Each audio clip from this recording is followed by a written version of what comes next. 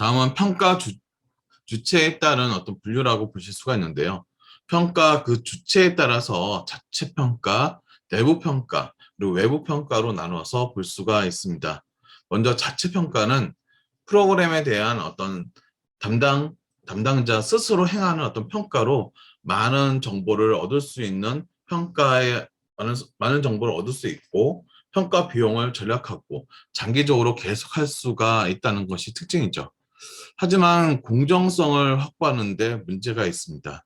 그러니까 자신이 했던 프로그램을 자신이 좀 평가를 하게 되어지면서 좋은 정보, 아니 많은 정보를 얻을 수가 있지만 자신에 대한 평가를 하는 것이 과연 공정성에 대한 것을 확보할 수 있을까요? 그러니까 시험을 보고 자신이 시험에 대한 채점을 하게 된다면 그거랑 상당히 좀 비슷하게 되어져요.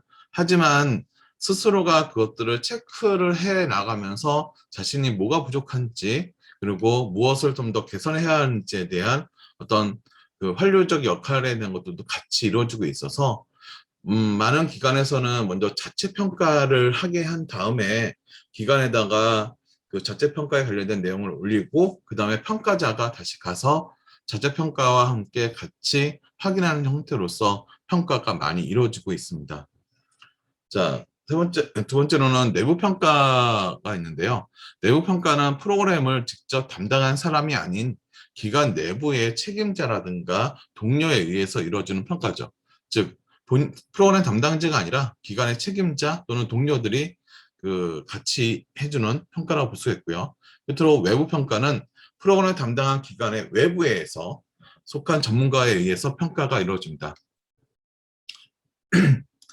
주로 뭐 사회복지 관련된 기관에 오랜 경험이 있으신 분 아니면 대학의 교수라든가 연구원들이 그에 관련된 외부 평가에 대한 것을 좀 많이 하게 되어집니다. 참고로 저도 외부에서 이런 외부 평가에 관련된 부분을 가끔씩 좀 하고 있습니다. 세 번째는 평가 규범에 대한 분류입니다. 평가 규범에 따라서는 효과성 평가라든가 효율성 평가 그리고 공평성 평가로 나누어서 볼 수가 있습니다. 효과성 평가는 프로그램에 대한 어떤 목적 달성을 평가하는 것입니다. 즉, 프로그램의 의도한 목적을 얼마나 달성했느냐에 대한 것을 주 포커스로 두고 있어요.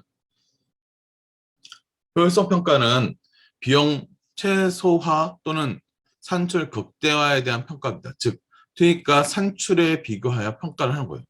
여러분들이 효과성과 효율성에 대한 구분을 명확하게 하셔야 할 것은 효과성은 목적을 얼마나 달성했느냐예요. 그래서 비용에 관련된 부분은 별로 신경 잘 안 써요. 목적 달성 여부 또는 얼마나 달성했느냐 그거에 대한 것을 주로 따지는 것이 바로 효과성 평가라고 볼 수가 있고요.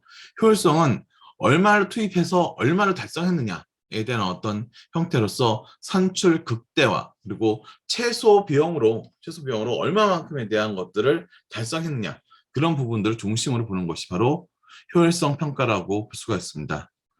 공평성 평가는 프로그램에 대한 효과, 비용이 사회 집단 간 또는 지역 간에 공평하게 분배되어졌는지, 공평에 관련된 부분들을 평가하는 것을 바로 공평성 평가라고 볼 수가 있습니다. 프로그램에 대한 평가 기준에 대한 것들을 여러 가지가 있습니다. 하지만 그런 평가 기준에 대한 부분은 그 여러 가지 시대적 상황에 따라서 그리고 그 프로그램 내용에 따라서 분명히 차이가 발생이 되어지기도 합니다. 하지만 기본적인 내용들에 대한 것들을 참고를 하신다는 것이 훨씬 더 도움이 될 거라서 생각이 좀 들어요. 기본적으로 프로그램 평가에 관련해서 보신다면 프로그램에 대한 어떤 기준을 본다면 노력성이라든가 효과성, 그리고 효율성, 영향, 품질, 그리고 과정과 그 형평성에 관련된 부분을 중심으로 좀 많이 이루어지고 있습니다. 노력성에 관련된 부분은 프로그램에 대한 활동량, 그러니까 얼마나 많은 이용자가 참여를 했는지, 그 단위 활동 수가 얼마큼 되는지 그런 부분들을 주로 보고요. 효과성에 있어서는 프로그램의 목표의 어떤 달성 정도, 얼마만큼의 프로그램에 대한 것들을 인과관계시켜서 달성했는지 그것을 보고 효율성은 아까도 말씀드렸지만 산출 대비 비용에 대한 정도가 얼마큼 되느냐, 그리고 영향에 관련된 부분은 사회 문제라든가 이용자 욕구 변화에 얼마만큼에 대한 영향을 미쳤는지, 그리고 품질에 관련된 부분은 프로그램에 관련된 전문성이 얼마만큼 있었는지에 대한 부분입니다. 그리고 과정에 관련된 부분은 운영 상태의 어떤 그 매개체라든가 중심으로 프로그램 결과의 경로라든가, 그리고 형평성은 프로그램에 대한 어떤 배분과 공평성에 관련된 내용을 중심으로 그 평가에 대한 부분들이 이루어진다라고 볼 수가 있습니다. 프로그램 평가에 대한 개념을 좀 더 그 알아보고 그에 관련된 절차에 대한 부분도 같이 좀 알아보겠습니다. 프로그램 평가는 평가 조사의 하나의 일종입니다. 평가 조사는 계획 기술과 프로그램이 본래 의도한 목적을 어느 정도 달성했는지에 관해 조사하는 하나의 응용 조사이기도 합니다. 평가 조사는 특정 그 개입 기술이나 프로그램의 어떤 개선이나 또는 계속 수행 여부를 결정짓기 위해서 개별적인 개입 기술이나 프로그램이 그 목표하는 바를 어느 정도 달성했는지를 측정하는 것이라고 보실 수가 있습니다. 평가조사는 평가 대상에 따라 단일 사례 연구와 사업 평가 조사로 나눠서 볼 수가 있습니다. 단일 사례 연구는 개인 또는 집단에 대한 개입 효과에 대해 평가하기 위한 어떤 조사인 반면, 프로그램 평가 조사 또는 사업 평가 조사는 프로그램의 서비스 효과를 평가하는 조사라고 볼 수가 있습니다. 프로그램 평가 조사는 프로그램 결과를 환류시켜 바람직한 목표를 수립하고 프로그램 운영을 개선하며 프로그램의 효과성과 효율성을 제시함으로써 사회적 책임에 대한 이행과 그리고 프로그램 결과에 관련된 타당성 있는 것으로서 확인된 검증된 가설들을 이론으로 발전시키는 것을 대표적인 예로 보실 수가 있습니다. 프로그램 평가 조사의 절차에 대한 부분을 좀 보시면, 사회복지 조직 체계의 어떤 프로그램의 특별한 목적을 평가하는 것으로 일반 어떤 조사 절차와는 다른 역동적이고 상호 관련된 과업과 결정 사항들이 많이 있습니다. 프로그램 평가 조사는 여러 가지 그 절차에 대한 것들을 좀 볼 수가 있는데, 크게 본다면 한 10가지 정도로 그에 관련된 절차를 볼 수가 있습니다. 첫 번째는 프로그램 그 목적 및 대상을 결정을 하는 겁니다. 그러니까 프로그램 평가에 관련된 목적이 무엇인지, 그리고 무엇을 대상으로 할 것인지, 그리고 두 번째는 프로그램의 책임자 및 담당자의 이해와 협조에 대한 것들을 요청을 합니다. 왜냐하면 프로그램에 관련된 부분을 담당한 사람, 책임자에 관련된 협조가 없으면 프로그램에 대한 것들을 확인하기가 어렵겠죠. 그리고 세 번째, 프로그램에 대한 목표를 확인을 하고, 그리고 조사 대상의 변수에 대한 부분을 선정을 한 다음에, 그리고 이용 가능한 자료라든가 측정 도구들에 대한 것들을 설정을 해야 합니다. 그리고 새로운 어떤 측정 도구를 개발하거나 적절한 조사 설계 형태에 대한 것을 선정하고, 그러니까 즉 조사를 어떻게 할 것인지에 대한 정체적인 큰 그림에 대한 것들을 만드는 거죠. 그리고 여덟 번째, 조사에 대한 것들을 수행한 다음에 조사 결과에 대한 부분을 분석을 하고 해석을 하고, 맨 마지막에 결과 보고 및 실제적으로 이용에 대한 부분을 좀 하는 형태로서 진행이 되어집니다. 그러니까 전체적으로 조사를 어떻게 할 것인지에 대한 기본적인 구성을 반드시 해야 되고요. 그 다음에 그것을 실행되고 나서 그에 관련된 분석, 해석, 그리고 결과 보고가 이루어지는 형태로 진행이 되어지는 것이 바로 프로그램 평가 조사 절차라고 보실 수가 있습니다. 프로그램 평가 조사의 어떤 모델에 대한 것들을 간단하게 조금 보면요. 총괄 평가 조사 모델이라는 것이 있습니다. 이는 모든 직원들이 이 기관의 사명 및 세부 목표를 충분히 숙지하고 있다는 것을 전제로 하고 있습니다. 그리고 얼마나 효과가 있게 또는 효율적으로 목표 달성을 해왔는지를 알고 싶어 하는 것을 전제로 하고 있습니다. 그 결과를 근거로 프로그램을 계속 유지할 것인지 혹은 축소, 중단 확대할 것인지에 대한 것들을 판단하는 것이 바로 총괄 평가 조사 모델이라고 볼 수가 있어요. 그래서 기관의 사명과 세부 목표에 대한 것들을 숙지를 하지 않은 상태에서 프로그램을 한다는 것은 방향성에 관련된 부분을 확인하지 않은 상태에서 계속 일만 한다는 거예요. 그것은 상당히 큰 문제가 발생되어지겠죠. 그리고 두 번째는 형성평가 조사 모델입니다. 프로그램에 대한 운영 및 활동을 분석하여 이를 근거로 해서 보다 효율적인 추진 전략을 마련하거나 프로그램의 내용을 수정, 변경하거나 프로그램의 중단, 축소, 유지, 확대 등에 대한 것을 결정하는 데 도움을 주고 있습니다. 즉, 프로그램의 진행 중에 프로그램의 원활하고 성공적인 수행을 하기 위해 문제점을 찾아내고 수정, 보완하는 목적으로 이루어지는 평가를 바로 형성평가 모델이라고 보실 수가 있습니다. 그리고 그 세 번째 같은 경우는 그 총괄과 형성 모델에 대한 것들을 혼합한 형태가 볼 수가 있는데요. 그 혼합 모델은 시행 단계마다 나타나는 특성이나 문제에 대한 융통성 있게 사용할 수 있는 모형이라고 볼 수가 있습니다. 즉, 프로그램의 어떤 시행 초기에 그 신속한 피드백을 위해 형성 평가 방법을, 그리고 종결 후에는 프로그램의 성공 여부를 확인할 수 있는 총괄 평가 방법을 사용하는 거죠. 그러니까 그 앞에 있었던 그 장점과 단점에 관련된 부분들을 그 확인하거나 앞에 시기상에 관련된 부분을 활용해 가지고 그에 관련된 부분을 같이 혼합 형태로 이루어지는 것을 바로 총괄 형성 혼합 모델로 보실 수가 있습니다.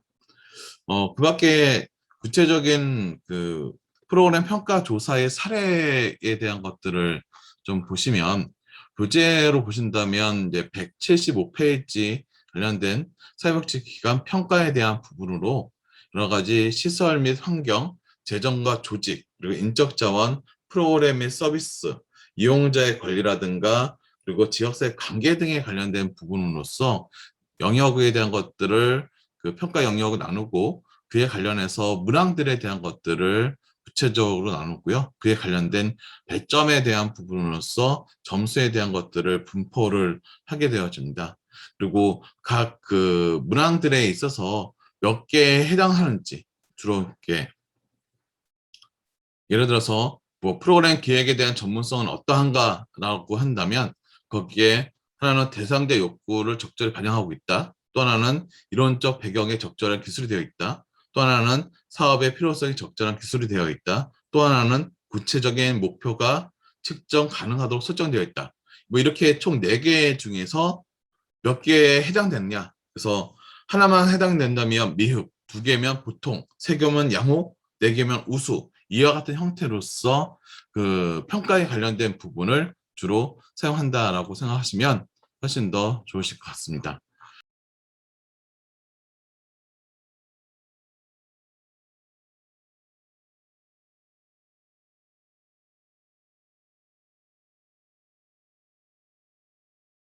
2021년도 사회복지 시설 평가 지표, 그러니까 사회복지관을 대상으로 보건복지부하고 사회보장정보원에서 하고 있는 그 사회복지관 평가 지표에 대한 것들을 좀 같이 보겠습니다. 이것은 실제 그 평가에 관련된 부분으로 보시면 좋을 것 같고요. 여러분들이 사회복지관이라든가 어떤 사회복지 관련 기관에 취업을 하시게 되면 평가에 관련된 부분이 같이 진행이 될 텐데, 이 평가 지표라는 것이 있습니다. 이 지표에 대한 것들을 반드시 이해하시고 그거에 맞추어 가지고 평가에 대한 것을 준비할 수 있도록 자료들에 대한 것을 마련하는 것이 좀 필요로 합니다. 이것은 한국사회복지관 홈페이지에서 자료실에서 참고를 했고요. 보건복지부 그리고 사회보장정보원에서 제작되었음을 알려드립니다. 제일 먼저 주 내용들을 좀 보시면 평가에 관련된 뭐 평가 개요, 뭐 내용도 추진 현황들 에 관련된 부분들이 있습니다. 이것은 참고사항으로 알아보시면 좋을 것 같고요. 여러분들이 좀 보셔야 할 부분이 여기서 보시면 기본적으로 사회복지관 평가에 관련된 지표와 배점들에 대한 부분들이 어떻게 구성되어지고 있는지 보겠습니다. 2018년도에 관련된 자료고 오늘 2021년도 관련된 자료입니다. 그래도 말씀드렸지만 평가 영역에 대한 부분은 이렇게 A, B, C, D, E, F 형태로서 시설 A 영역은 시설 및 환경에 관련된 평가, B 영역은 재정 및 조직 운영에 관련된 평가, C 영역은 프로그램 및 서비스. 그래서 주로 그 사례 관리에 관련된 부분과 서비스 제공 그리고 조직화 사업에 대해서 평가에 대한 것들이 C 영역에 이루어지게 될 겁니다. 사회복지관에 대한 대표적인 사업이 사례관리팀, 그리고 지역사회 제공팀, 지역사회 조직화팀 이렇게 팀으로 좀 나눠서 진행이 되어져요. 그 이유는 사업 자체가 사례관리와 서비스 제공, 그리고 조직화 사업에 관련된 부분이 중심으로 이루어지고 있기 때문이죠. 제가 복지관에서 근무를 할 때는 그 사회복지관의 사업은 크게 5대 사업이었어요. 그 가족기능 강화 사업, 지역사회 보호 사업, 지역사회 조직화 사업, 교육문화 사업, 자활 사업. 하지만 그 고독사라든가 관련된 부분, 사례 관리의 중요성이 높아지면서 사례 관리에 대한 부분이 별도로 나오게 되어지고 가족 기능 강화와 지역사회 보호, 교육문화, 자활 관련된 부분이 서비스 제공 사업으로 하나로 묶어졌다라고 보시면 좋을 것 같고요. 그리고 지역사회복지관의 가장 대표적인 사업이 바로 조직화 사업이기 때문에 조직화 사업은 또 하나 별도로 나타났다라고 보시면 좋을 것 같아요. 역사적에 대한 흐름을 좀 아시면 훨씬 더 좋을 것 같고요. 그리고 D 영역에서는 이용자의 권리, 그리고 E 영역에서는 지역사회 관계, 그리고 F에 있어서는 시설 운영에 대한 전반에 관련된 부분을 볼 수가 있습니다. 즉, 평가 영역을 크게 하나, 둘, 셋, 넷, 다, 여섯 개의 단계로, 6개 영역으로 나눠서 좀 봤고, 그 시설과 재정, 조직 운영, 그리고 프로그램, 이용자, 지역사회, 시설 운영 전반, 이와 같은 형태로서 평가 영역을 구분을 했습니다. 그 중에서도 자세히 보시면 배점에 관련된 부분이 가장 높은 것은 C 영역의 프로그램에 대한 어떤 부분이 가장 높다고 보실 수가 있겠죠. 예, 14점, 25점, 8점. 예, 이 합한 금액이 다른 영역에서 가장 높으니까 프로그램에 대한 기본적인 내용들이 가장 많이 있다고 볼 수가 있겠습니다. 그리고 이제 이에 관련된 구체적인 내용들을 좀 보시면요.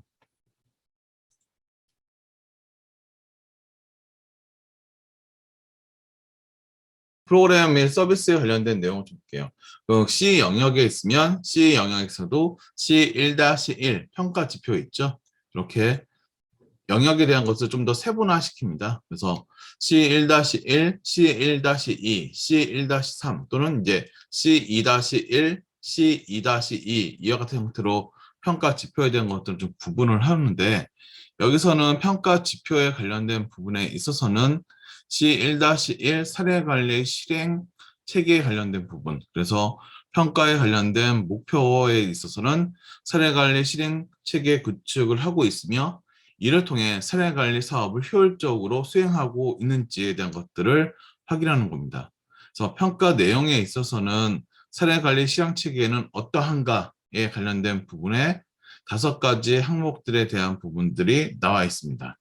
이 5가지에 관련된 부분은 그 얼마만큼 해당되느냐에 따라서 이제 거기에 바탕으로 배점 점수에 관련된 기준점이 있어서 그 기준에 맞춰서 하는 거죠.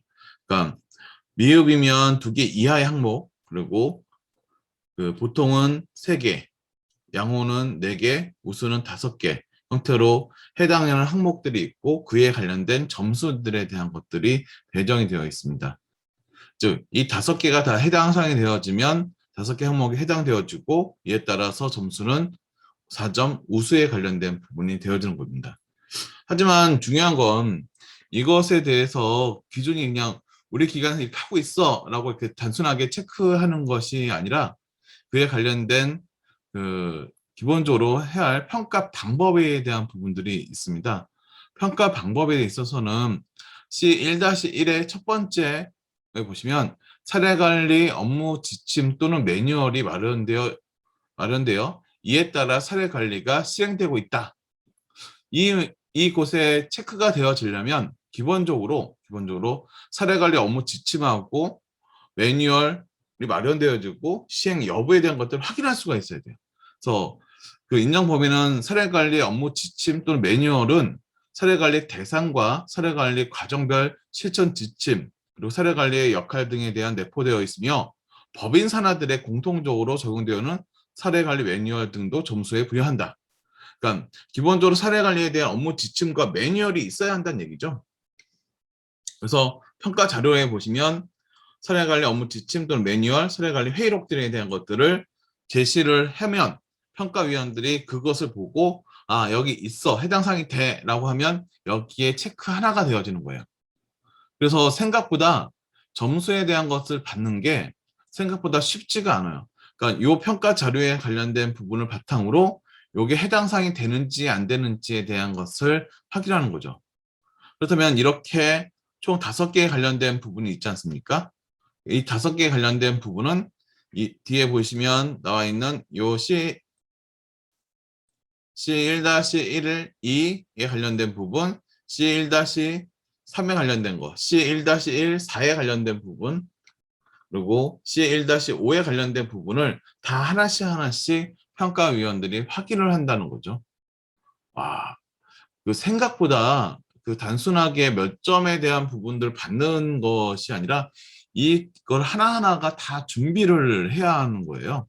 그래서 생각보다 이렇게 점수에 대한 부분을 그냥 아, 우리 기간이 이렇게 있을 거야 라고 체크하는 것이 아니라 그에 관련된 근거 자료를 제시하는 것이 가장 중요합니다. 그러니까 복지관에 있을 때 저도 할 때 요거에 하나에 대해서 그 이거 있느냐 없느냐 이 한 가지 있느냐 없느냐에 따라서 점수가 1점이냐 2점이냐 형태로서 네모하게 점수를 받게 되어져요. 생각보다 어려웠습니다. 하지만 이 내용은 그 미리 좀 준비를 할 수 있는 기관들이 같이 있기 때문에 충분히 그 미리미리 준비를 하면 훨씬 더 효율적으로 할 수가 있습니다. 그리고 이제 C1-1이 하나 끝났으면 이제 C1-2 이 두 번째에 대한 것을 확인하는 형태로 그에 관련된 목표, 평가 내용, 평가 관련된 배점 기준, 평가 방법들에 대해서 또 나와 있는 거죠. 그러니까 이런 형태로서 진행을 하다 보니까 준비를 해야 할 부분들을 단순하게 한 번에 그냥 몰아서 해야겠다라고 생각을 하시면 이와 관련된 부분을 그 철저한 준비를 할 수가 없어요. 옛날에는 이거 평가 준비하려고 뭐 며칠을 밤샜다 뭐 그런 얘기도 많이 했었는데 지금은 그런 것보다는 미리미리 그에 관련된 지표에 맞춰서 매뉴얼화에 맞춰가지고 준비를 하는 것이 훨씬 더 효과적이고 그다음에 그 전문성에 관련된 것을 발휘하는 데 훨씬 더 도움이 된다고 생각합니다.